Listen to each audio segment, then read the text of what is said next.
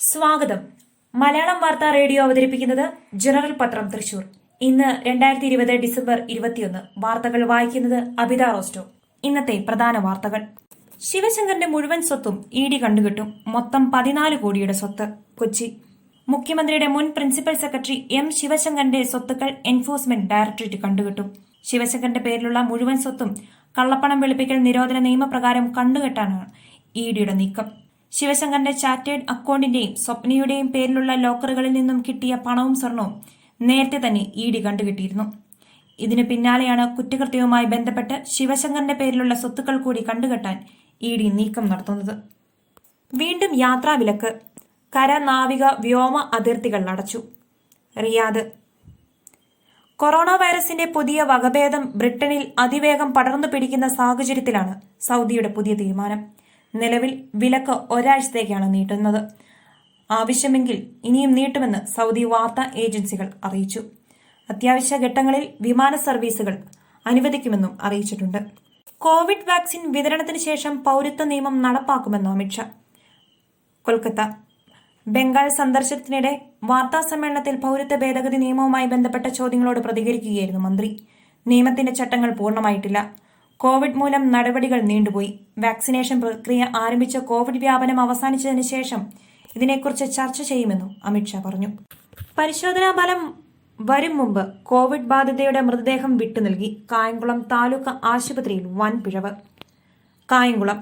പരിശോധനാ ഫലം വരുന്നതിന് മുമ്പ് കോവിഡ് ബാധിതയുടെ മൃതദേഹം വിട്ടു നൽകിയ കായംകുളം താലൂക്ക് ആശുപത്രി നടപടികൾ വിവാദമാകുന്നു. 100ഓളം പേർക്ക് ഇത് കാരണം ക്വാറന്റൈനിൽ പോകേണ്ടി വന്നു. കൃഷ്ണപുരം കാപ്പിൽത്തറയിൽ പടിയിട്ടതിൽ സൈനബക്കുഞ്ഞാണ് കോവിഡ് ബാധിച്ചു മരിച്ചത്. കാർഷിക നിയമങ്ങൾ പിൻവലിക്കില്ല, ചർച്ചയ്ക്ക് തയ്യാർ. ന്യൂഡൽഹി. മധ്യപ്രദേശിൽ നിന്നുള്ള കർഷകരുമായി വീഡിയോ കോൺഫറൻസിംഗിലൂടെ സംസാരിക്കുകയായിരുന്നു പ്രധാനമന്ത്രി നരേന്ദ്രമോദി. പുതിയ നിയമങ്ങൾ നടപ്പാകുന്നതോടെ താങ്ങുവില സംവിധാനം അവസാനിക്കും എന്നത് ഏറ്റവും വലിയ നുണയാണെന്നും അദ്ദേഹം പറഞ്ഞു. അതിനിടെ മഹാരാഷ്ട്രയിൽ നിന്ന് 3000ഓളം വരുന്ന കർഷകർ ഡിസംബർ 21 ഡൽഹിയിലേക്ക് മാർച്ച് ചെയ്യും. പതിവ് പോലെ മോദി ഇന്നലെയും കർഷകരോട് കള്ളം പറഞ്ഞെന്നും കർഷക വിരുദ്ധ നിയമങ്ങൾ പിൻവലിക്കണമെന്നും രാഹുൽ ഗാന്ധി ആവശ്യപ്പെട്ടു. കോവിഡ് വാക്സിൻ കുത്തിവയ്പ് നിർബന്ധമല്ല. ന്യൂഡൽഹി. കോവിഡ് വാക്സിൻ കുത്തിവയ്പ് എടുക്കുന്ന കാര്യത്തിൽ ആളുകൾക്ക് സ്വമേധയാ തീരുമാനമെടുക്കാമെന്ന് കേന്ദ്ര ആരോഗ്യ മന്ത്രാലയം. മറ്റു വാക്സിൻ വികസിപ്പിച്ച അതുപോലെ തന്നെ ഇന്ത്യയിൽ അവതരിപ്പിക്കുന്ന വാക്സിനും ഫലപ്രദമായിരിക്കുമെന്ന് ആരോഗ്യ മന്ത്രാലയം വ്യക്തമാക്കി. പ്രധാനമന്ത്രിയുടെ വാരണാസിയിലെ ഓഫീസ് വിൽപ്പനയ്ക്കെന്ന് പരസ്യം. 4 പേർ പിടിയിൽ. വാരണാസി. പ്രധാനമന്ത്രി നരേന്ദ്രമോദിയുടെ വാരണാസിയിലെ ഓഫീസ് വിൽക്കുന്നുവെന്ന് കാണിച്ച് ഓൺലൈൻ വ്യാപാര സൈറ്റായ OLXൽ പരസ്യം നൽകിയ സംഭവത്തിൽ 4 പേരെ അറസ്റ്റ് ചെയ്തു. വാരണാസിയിലെ ജവഹർ നഗർ ജനസമ്പർക്ക കാര്യാലയം വിൽപ്പനയ്ക്കെന്നായിരുന്നു പരസ്യം. India Australia economic strategy report പുറത്തിറക്കി. ന്യൂഡൽഹി. നേരിട്ടുള്ള വിദേശ നിക്ഷേപം സ്വീകരിക്കുന്നതിനുള്ള മാനദണ്ഡങ്ങൾ ലഘൂകരിക്കുകയും വിദേശ നിക്ഷേപത്തിന് സാധ്യതയുള്ള വിവിധ മേഖലകൾ തുറന്നു നൽകുകയും ചെയ്യുന്നതിനാൽ ഓസ്ട്രേലിയയിൽ നിന്നുള്ള നിക്ഷേപത്തിന് ഇന്ത്യയിൽ വളരെയധികം സാധ്യതകളുണ്ടെന്ന് കേന്ദ്ര വാണിജ്യ വ്യവസായ മന്ത്രി ശ്രീ പീയൂഷ് ഗോയൽ പറഞ്ഞു. പരാജയത്തിന്റെ പൂർണ്ണ ഉത്തരവാദിത്തം ഏറ്റെടുക്കുന്നു. തിരുവനന്തപുരം. KPCC അധ്യക്ഷൻ എന്ന നിലയിൽ തദ്ദേശ തെരഞ്ഞെടുപ്പ് പരാജയത്തിന്റെ പൂർണ്ണ ഉത്തരവാദിത്തം താൻ ഏറ്റെടുക്കുന്നുവെന്ന് മുല്ലപ്പള്ളി രാമചന്ദ്രൻ.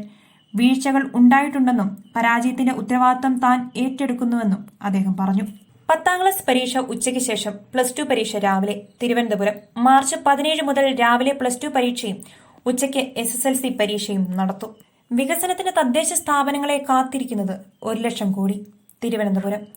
പുതിയ ഭരണസമിതികൾ അധികാരമേൽക്കുന്ന തദ്ദേശ സ്ഥാപനങ്ങൾക്ക് അടുത്ത 5 വർഷം വികസന പ്രവർത്തനങ്ങൾക്കായി 1 ലക്ഷം കോടി കിട്ടാൻ സാധ്യത. കേന്ദ്രാവിഷ്കൃത പദ്ധതികളിലെ പണവും തദ്ദേശ സ്ഥാപനങ്ങളുടെ തനതു വരുമാനവും ഉൾപ്പെടെയാണിത്. ഗുരുവായൂർ അതിനിയന്ത്രിത മേഖലയായി തുടരും. വിവാഹങ്ങൾക്കാശ്രയം സമീപ ക്ഷേത്രങ്ങൾ. ഗുരുവായൂർ നേരത്തെ ഷീട്ടാക്കിയ 100 കണക്കിന് കല്യാണങ്ങൾ ഇപ്പോൾ നടക്കുന്നത് സമീപ ക്ഷേത്രങ്ങളിലാണ്. ഗുരുവായൂർ പാർത്ഥസാരഥി ക്ഷേത്രത്തിൽ ഇക്കഴിഞ്ഞ ദിവസങ്ങളിലായി 15 കല്യാണങ്ങൾ മാത്രമാണ് നടന്നതെന്ന് മാനേജർ ശ്രീകുമാർ പറഞ്ഞു. ദളിത് ക്രൈസ്തവ വിദ്യാർത്ഥികളുടെ പ്രശ്നം. ബിഷപ്പ് മാർ ജേക്കബ് മുരിക്കൻ മുഖ്യമന്ത്രിയുമായി ചർച്ച നടത്തി. കോട്ടയം. ദളിത് ക്രൈസ്തവ വിദ്യാർത്ഥികൾക്കും ന്യൂനപക്ഷ വിഭാഗത്തിൽപ്പെട്ട സ്കൂൾ വിദ്യാർത്ഥികൾക്കും ലഭിക്കുന്ന വിദ്യാഭ്യാസ ആനുകൂല്യങ്ങൾ പൂർണ്ണമായും ലഭിക്കണമെന്ന ആവശ്യം അനുഭാവപൂർവ്വം പരിഗണിക്കുമെന്ന് മുഖ്യമന്ത്രി പിണറായി വിജയൻ പറഞ്ഞു. പാവറട്ടി സംസ്കൃത കോളേജിന്റെ 111ാം പിറന്നാൾ ആഘോഷം ഈ മാസം 30 ആഘോഷിക്കും. മാർ തട്ടിലിന് പൗരോഹിത്യ റൂബി ജൂബിലി. തൃശൂർ. ശംഷാബാദ് രൂപത മെത്രാൻ മാർ റാഫേൽ തട്ടിൽ പൗരോഹിത്യ റൂബി ജൂബിലിയിലേക്ക്. കോവിഡ് കാലമായതിനാൽ ആഘോഷങ്ങളില്ലെന്നും മാർ തട്ടിൽ പറഞ്ഞു. ശംഷാബാദ് രൂപതയുടെ ആസ്ഥാന ദേവാലയമായ ബാലാപൂർ സെന്റ് മേരീസ് പള്ളിയിൽ ഇന്നലെ കൃതജ്ഞതാബലി അർപ്പിച്ചു. ഇന്ന് രൂപതയിലെ ഹൈദരാബാദ് മേഖലയിലുള്ള വൈദികർ ആശംസകളുമായി ഒത്തുചേർന്നു മാത്രമാണ് ചടങ്ങ്. തൃശൂരിൽ നിന്ന് ആശംസാ വിളികൾ എത്തുന്നുണ്ടെന്നും മാർ തട്ടിൽ പറഞ്ഞു. 1980 ഡിസംബർ 21 മാർ ജോസഫ് കുണ്ടുകുളത്തിൽ നിന്നും പൗരോഹിത്യം സ്വീകരിച്ചത്. തൃശൂരിൽ സഹായമെത്രാനായിരിക്കെ 2018 ജനുവരി 7 ശംഷാബാദ് രൂപത ഉദ്ഘാടനം ചെയ്ത് പ്രഥമ മെത്രാനായി അവിടേക്ക് സേവനം മാറ്റുകയായിരുന്നു. ഇന്ത്യ മുഴുവൻ പലയിടത്തായി വ്യാപിച്ചു കിടക്കുന്ന രൂപതയാണിത്. കോവിഡ് കാലം ദുരിതം സമ്മാനിച്ചെങ്കിലും ഇതിനെ നന്മയായി കാണുകയാണ് മാർ തട്ടിൽ. നേരിട്ടെത്താൻ കഴിയാത്ത സ്ഥലങ്ങളിലെ വിശ്വാസികളുമായും വൈദികരുമായും ഡിജിറ്റൽ മീറ്റിംഗ് നടത്താൻ കോവിഡ് കാരണമായെന്നും ഇത് ബന്ധം കൂടുതൽ ദൃഢമാക്കിയെന്നും അദ്ദേഹം പറയുന്നു. പുത്തൻവേലിക്കര വാഴപ്പള്ളി കൊച്ചുത്രേസ്യ 82 നിര്യാതയായി. കടുപ്പശ്ശേരി. പറപ്പുള്ളി പരേതനായ ഉതുപ്പിന്റെ ഭാര്യ റിട്ടയർഡ് അധ്യാപിക പുത്തൻവേലിക്കര വാഴപ്പള്ളി കൊച്ചുത്രേസ്യ 82 നിര്യാതയായി. സംസ്കാരം ഇന്ന് 4 കടുപ്പശ്ശേരി തിരുഹൃദയപ്പള്ളിയിൽ. മക്കൾ advocate George, Sebastian, Anson, Johnson, Nelson എന്നിവർ. മരുമക്കൾ ലിറ്റിഷ ചിറപ്പണത്ത്, സുമ കാവുങ്കൽ, റോസ്ലിൻ വാലുപറമ്പിൽ, മറിയാമ്മ ആഞ്ഞിലിക്കൽ, നവ്യ ചിരയങ്കണ്ടത്ത്. വാർത്തകൾ കഴിഞ്ഞു. നന്ദി.